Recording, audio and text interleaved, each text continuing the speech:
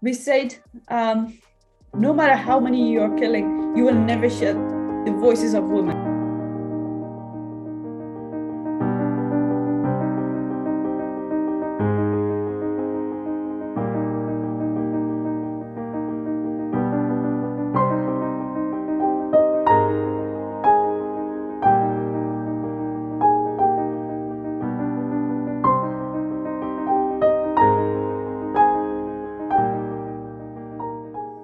So I used to play street football with my brothers, and that's how it came quite naturally, playing with my brothers.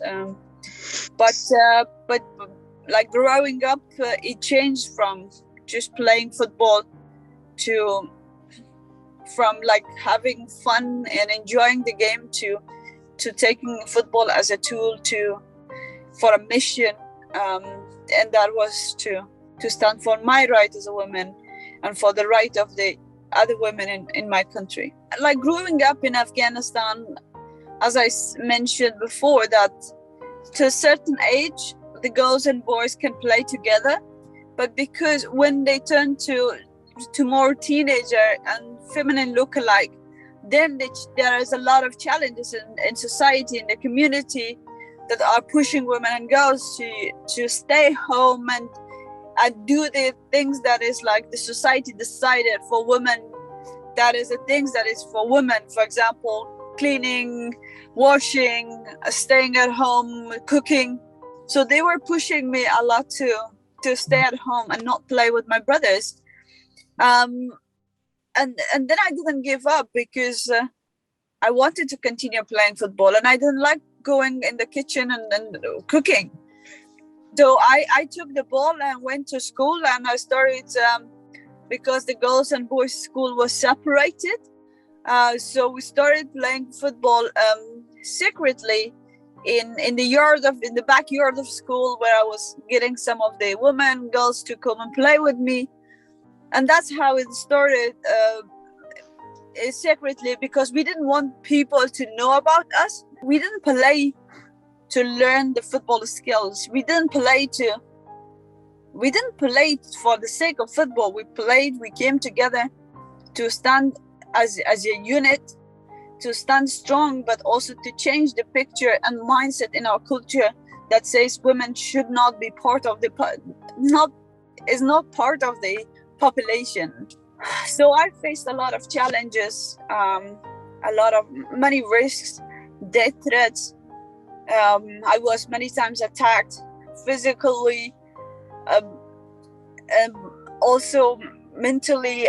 It was like I faced so much harassment, and that was the pay for me for my activism. And football was a way of activism for me. So it came to the point that I could not manage to continue living in Afghanistan. And it was very risky, and my life was in a great risk if I was continuing my activism in Afghanistan. So I had to flee Afghanistan to save my voice, to make a bigger impact in my country, but also to bring more resources for my women's footballers in Afghanistan. I made it to Denmark and I sought asylum. I lived in different refugee centers in Denmark. While I was suffering from the deep depression, I still continued using sports as a tool to empowerment, to inclusion, but also to help more women and girls who are suffering from depression and refugee centers. So I took the ball. I started training with women and girls. I started working with them. It was beautiful. It was beautiful because I could see that it was not only helping me to overcome this stressful situation, unknown future, living as a refugee in refugee center, and also having so much behind, like the history in your country, the missing the home and the country. It is the toughest, but sport helped us to share our pain, to share our struggles, but also overcome the barriers. So I was taking women from the refugee center to a little bit far away from the refugee center to think for 1 or 2 hours about something else. And when I got permission to stay in Denmark, I founded my organization Girl Power, and that was based on the idea of using the power of sport to include and empower people with the minority backgrounds, especially refugees and immigrants and people who are isolated and distanced from the society. Everything was beautiful, but unfortunately, a nightmare changed to reality in August 2021, where still it's shocking for my generation and for the rest of the world. How can a country collapse this easy? How can we, in 2021, we are witnessing the humanitarian crisis, and we are watching and following the news that women and girls cannot go to school anymore. The right of freedom and right of playing any sport is taken from women. And this is what is happening in Afghanistan. My nightmare came to reality. I was scared and I was panicked, and I was so worried for women and girls in Afghanistan, especially for footballers. And then since then, one team got out. I didn't give up, continued working with the youth teams, with the younger players, with the provincial players, to get more women footballers outside Afghanistan. But not only footballers, but for example, the female judges that were also in a great risk, the activists that were also in great risk, to get them outside Afghanistan. And that's how I work together with different groups, with different governments, to help them, to keep them together.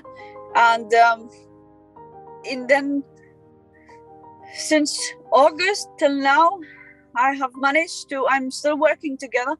I have managed to get 362 people outside Afghanistan. That is including football players with their family members. It is female judges with their family members, and it is the activists, women rights activists, that they were in a great risk. And I have been helping them to get them out. And I'm still working to evacuate more and get more women and girls outside Afghanistan who are in a great risk. The purpose of starting women's football in Afghanistan was to use football as an activism, as a tool for activism, as a way to stand for voiceless sisters, but also to stand against the ideology that says women and girls belong to kitchen. This is a story of empowerment. This is the story of how individuals can use their power and their platform and their voices to support others. We should never underestimate the power of individual, because each individual have the power and have the strength to do something good for this world, for their community, for the people. What I want from the world to who's listening to this message is that, first of all, the problem exists in everywhere. The problems of inequality, the problems of discrimination, so many challenges exist in each community, in each society. If something is happening in Afghanistan, you cannot do anything about it. Think about your community and your society. What is happening, and how can you be the voice? How can you be the voice for the voiceless people in your country? How can you give back to your community and how can you give back positively in your community? How can you participate actively to build the society together with others? So and just how can we share the positive stories, but also take a stand and stand together. This is our responsibility in a project level, but also in different levels.